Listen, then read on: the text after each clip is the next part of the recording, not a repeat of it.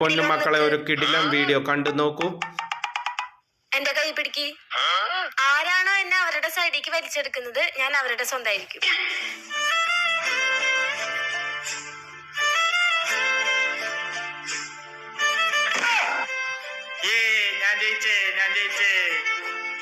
ഒരു മിനിറ്റ്, നീ എന്തിനാ എന്റെ കൈ വിട്ട്? നിന്റെ കൈ വലിക്കുമ്പോ നിനക്ക് വേദനിക്കുണ്ടെന്ന് എനിക്ക് മനസ്സിലായി. നീ വേദനിക്കുന്നത് എനിക്ക് സഹിക്കാൻ പറ്റില്ല.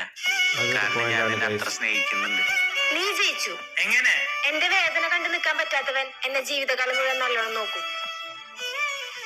ഈ ദരിദ്രവാസിയുടെ ചെലവ് ഞാനാ നോക്കണം. പിന്നെ എങ്ങനെ ഇവൻ എന്നെ നോക്കുന്നു പറയണു?